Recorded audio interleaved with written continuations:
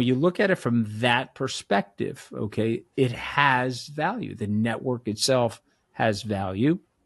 And if you look at it from that perspective, if you look at Bitcoin and you take a cursory look, and I've got a lot of books here on Bitcoin, you don't understand it. Probably think it's financial blather. You probably think it's a code on the internet that how could that be worth anything? It's not backed by anything. And if you read, there's a woman at Goldman Sachs that writes about it all the time. She's a Bitcoin denier. She hates Bitcoin and she says it's worth absolutely nothing and it's backed by absolutely nothing. And so therefore, it'll go to zero. It'll eventually trade to zero. And then there's guys like Cliff Asness. He wrote a parable. He said Bitcoin got to 250 and then exploded. And there's still some people that like it. It's trading at 10,000 and this is the year 2030. Now, why am I bringing that up? Because there's a healthy skepticism about Bitcoin in the marketplace, and people that don't really study Bitcoin, they have that feeling about Bitcoin. Now, maybe they're going to be right. I don't know. We'll have to see 10 years from now, 5 years from now. I'm been humbled by life, Alan, and I've been humbled by markets. So I'm not going to talk to you definitively about this. I'm just going to give my analysis and tell you that I put my money where my mouth is. And so what I would say is that doesn't really understand the nature of that asset. And so what that asset is a secure, decentralized, fully distributed, very transparent spreadsheet. It's a very transparent system to move value between people. And by the way, people have to know this, their bank is a spreadsheet. Okay, your money's on the spreadsheet in one account, my money's on the spreadsheet in the other account. If you're the car dealer, the money in my account goes down, the money in your account goes up. What are those things? They're just digits in the bank. We've decided that we're going to trust this instrument, this US dollar. It's a form of technology to transfer value between each other. And why do we do it? We have all these different reasons why we do it. Okay, but what if you could create a trustless system?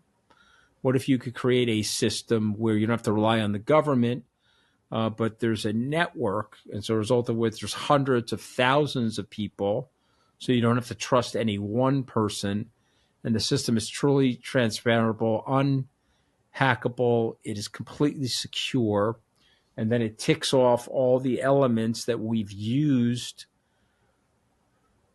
to have money in our society: immutability, scarcity, trust in the technology. And when you look at it from that perspective, okay, it has value. The network itself has value.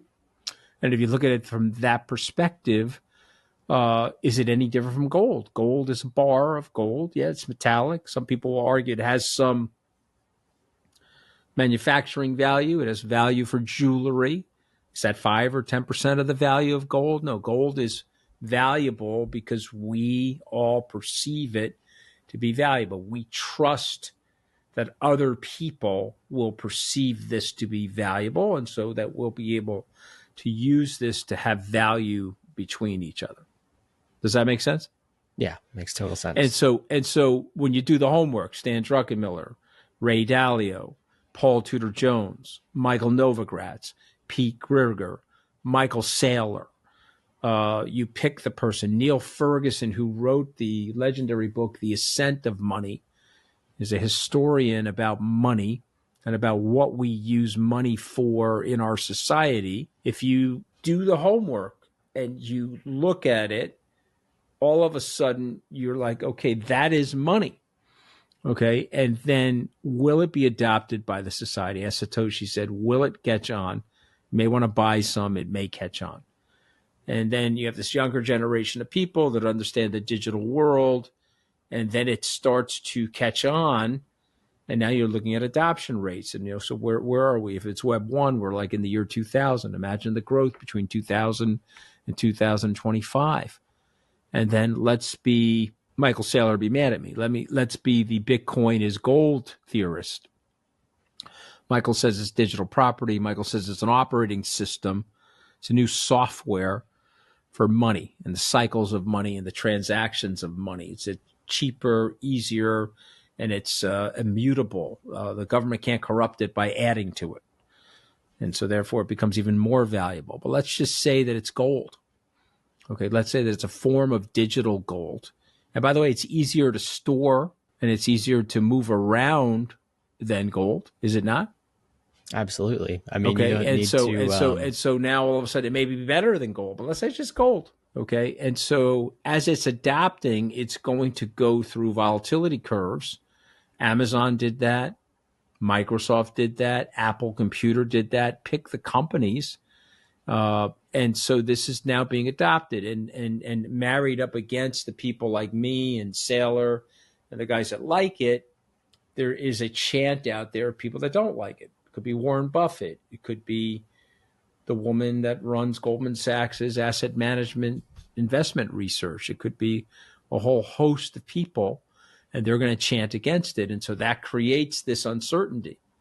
And it creates the cycle. And if you look at it from that point of view, there's an adoption curve, and that adoption curve should come with high volatility. But if we're right, the volatility will be volatility upward. It won't be volatility. It won't trade to zero.